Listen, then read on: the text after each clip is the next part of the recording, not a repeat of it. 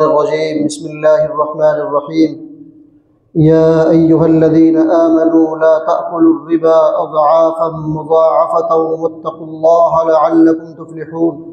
सदक़ल्लाहुल अज़ीम।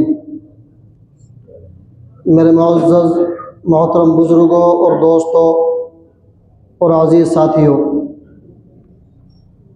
इंसान हम और आप दुनिया के अंदर जो ज़िंदगी बसर कर रहे हैं, तो अल्लाह तबारक व तआला ने दुनिया के बहुत सारे उसूल और बहुत सारे ज़ाब्ते बनाए हैं। जिस तरीक़े से इंसान अपना कोई कारोबार करता है, कोई फैक्ट्री कायम करता है, तो उसके अपने ज़ाती तौर पर वो बहुत सारे उसूल और ज़ाब्ते बनाते हैं। या जिस तरीक़े से आजकल मिसाल आम है कि दुनिया के अंदर इलेक्शन होता है, कोई पार्षद बन जाता है, कोई जो है उससे बड़े ओहदे पर फाइज हो जाता है, तो इन सारे कामों को वजूद बख्शने के लिए तरीक़ाए कार हम लोगों ने मुतय्यन कर रखा है।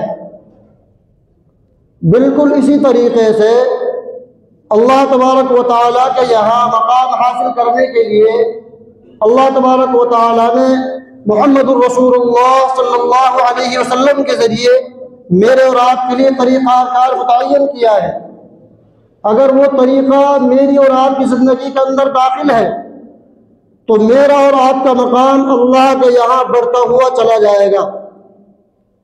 आज इंसान, हर आदमी, हर मुसलमान ये तमन्ना रखता है, अपने दिल के अंदर ये हौसला रखता है कि अल्लाह का कुर्ब मुझे हासिल हो जाए, अल्लाह का ख़ास ताल्लुक़ मुझे हासिल हो जाए।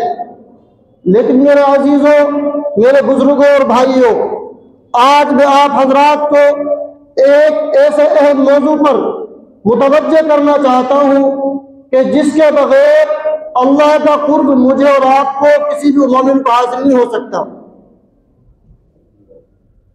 तो मेरे अजीज़ों, मेरे भाइयों, इंसान नमाज़ें पढ़ रहा है, तस्बीहात पढ़ रहा है, जिक्र और अज़कार कर रहा है, तहज्जुद की नमाज पढ़ रहा है, सिर्फ इसलिए पढ़ रहा है कि अल्लाह का कुर्ब उसको हासिल हो जाए, अल्लाह की नज़रों में उसकी अहमियत बढ़ जाए, मुहम्मदुर रसूलुल्लाह सल्लल्लाहु अलैहि वसल्लम के तरीक़े को वो ज़िंदगी के अंदर दाखिल करने की कोशिश कर रहा है।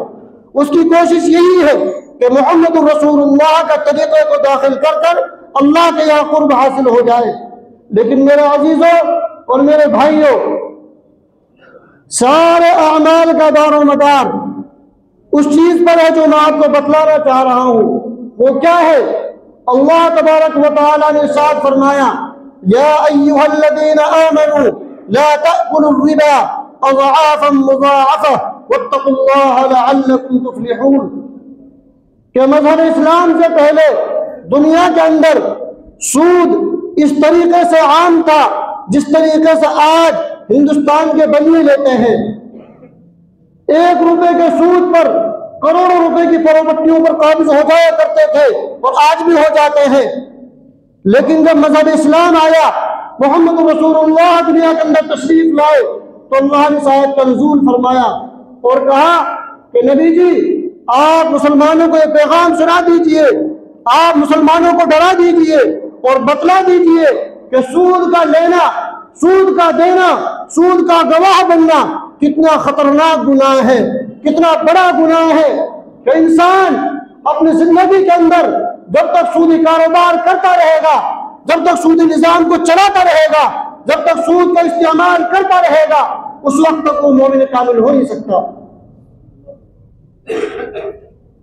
मेरे अजीजों, अल्लाह इरशाद फरमा रहे हैं कि मुसलमानों, तुम दोने पर दोना सूद मत खाओ, वत्तकुल्लाह, और अल्लाह से डरो, लअल्लकुम तुफ़्लिहून, ताकि तुम्हारे लिए खैर और बरकतें नाज़िल हो, ताकि तुम्हारे लिए रहमतें नाज़िल हो। लेकिन मेरे अजीजों, मेरे भाइयों, सूद इतनी बड़ी वबा है। अब्दुल्लाह बिन मसऊद रज़ियल्लाहु तआला अन्हु इरशाद फरमाते हैं कि मुहम्मद रसूलुल्लाह सल्लल्लाहु अलैहि वसल्लम ने इरशाद फरमाया कि 1 रुपया सूद का देना 1 रुपया सूद का लेना, 1 रुपये का गवाह बनना इतना खतरनाक गुनाह है, इतना खतरनाक गुनाह है कि जिना करने से भी बड़ा गुनाह है, जिना से भी बड़ा गुनाह है। तो मेरे भाइयों, मोहम्मद रसूलुल्लाह सल्लल्लाहु अलैहि वसल्लम की दूसरी रिवायत मौजूद है। आप इरशाद फरमाते हैं कि एक मर्तबा मेरे पास 2 शख्स आए, यानी कि फरिश्ते आए और मुझे कहीं लेकर चले। मैं साथ में चला तो मुझे ले जाकर एक खूनी नदी के किनारे पर खड़ा कर दिया। कहां ले जाकर? एक खूनी नदी के किनारे पर ले जाकर खड़ा कर दिया।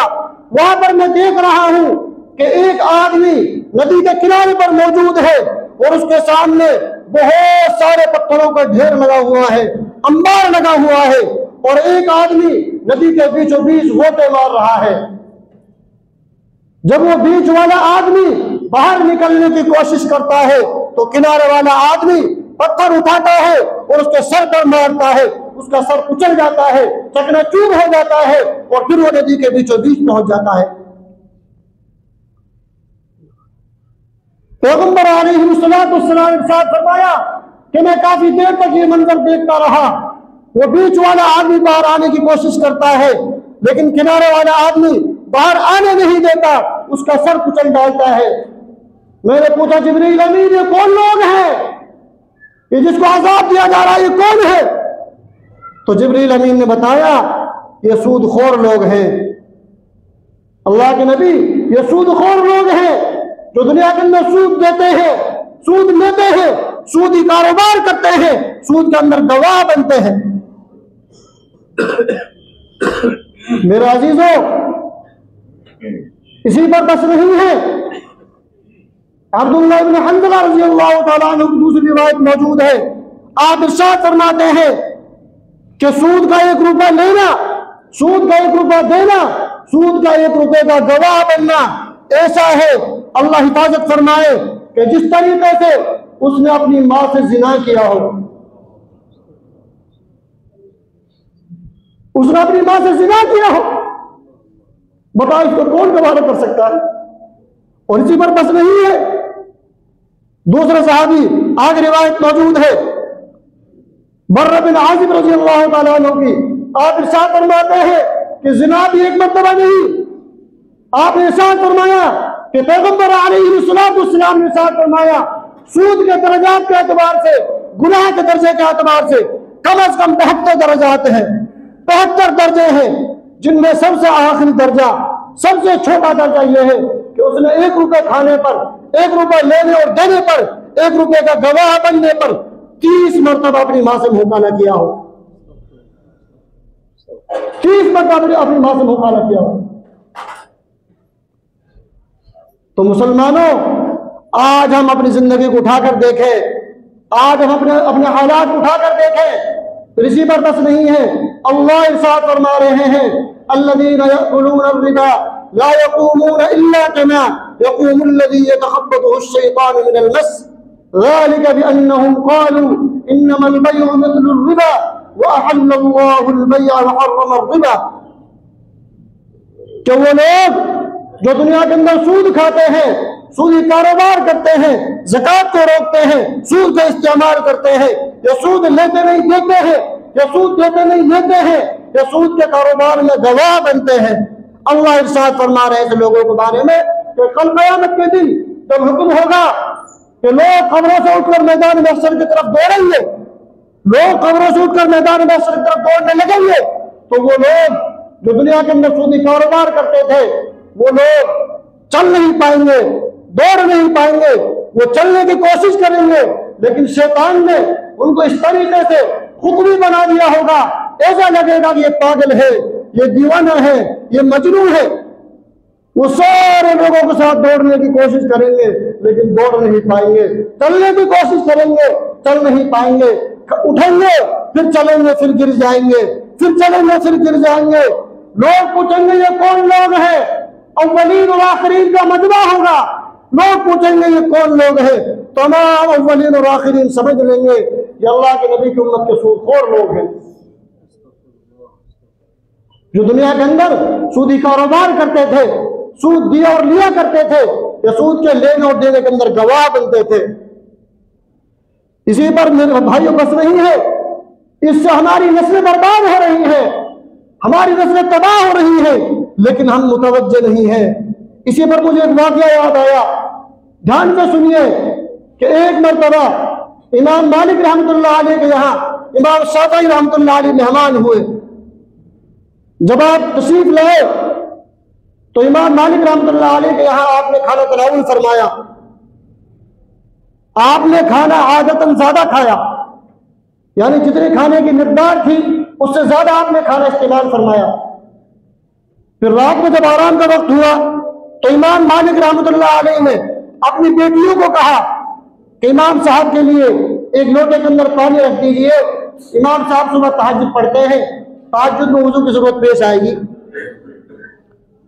तो बेटियों ने एक लोटा भरकर पानी रख दिया।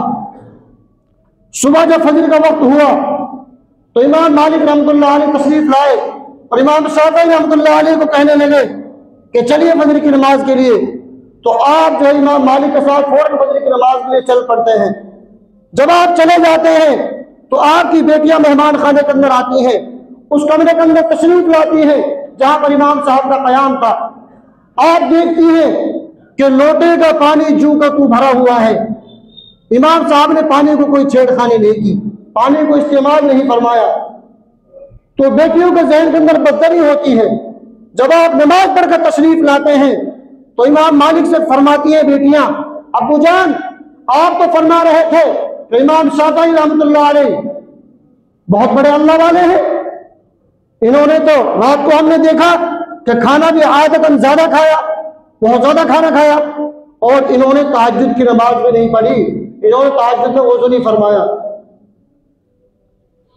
इमाम मालिक रहमतुल्लाह अलैह को मालूम था इमाम शाफ़ी का मकाम और मर्तबा, उनकी अजमत, लेकिन मेरे अजीज और मेरे भाइयों, बेटियों को और आने वाली उम्मत को मुझे और आपको जवाब देना था, मुझे और आपको समझाना था। इमाम शाफ़ी से पूछते हैं आपने रात को वज़ू क्यों नहीं फरमाया तहज्जुद के लिए, आपने रात को खाना ज्यादा क्यों खाया, ये मेरी बेटियां सवाल कर रही हैं। तो इमाम शाफ़ी रहमतुल्लाह अलैह क्या जवाब देते हैं कि खाना तो मैंने इसलिए ज्यादा खाया कि आपका जो खाना था वो बहुत ही ज्यादा पाक तय्यब और हलाल रिज़्क़ था। मैंने इसलिए ज्यादा खाया कि ये खाना मेरे बदन का एक हिस्सा बन जाए, मेरे बदन का एक जुज़ बन जाए, मेरे बदन के अंदर इसकी खून की लहरें दौड़ जाए, ताकि मेरे बदन से आमाल ऐसे ही जाहिर हो, असलात ऐसे ही जाहिर हो। आपने तहज्जुद की नमाज क्यों नहीं पढ़ी? तो आप जवाब देते हैं कि जब मैं खाने से फारिग हुआ, मैं चारपाई पर जब बैठा तो मुझे एक आयत नजर आई और मैं एक आयत में उलझ गया। मैं रात भर उस आयत को उलझा रहा, पूरी रात मैंने 150 मसलों का हल निकाल लिया। पता चला कि रात भर सोए ही नहीं, बावजूद रहे, वजू करने की जरूरत ही पेश नहीं आई। तो इसलिए मेरे अजीज और मेरे भाइयों, जिस तरीके का माल हमारे पेटों के अंदर जाएगा, हमारी औलादों की पेटों के अंदर जाएगा, वैसे ही खून बनेगा, वैसे ही असरात जाहिर होंगे। अल्लाह ताला मुझे भी आप तमाम हजरात को भी रिज़्क़ हलाल मुक़द्दर फरमाए, हराम रोज़ी से अल्लाह ताला बचने की तौफ़ीक़ इनायत फरमाए। वमा अलैना इल्लल बलाग।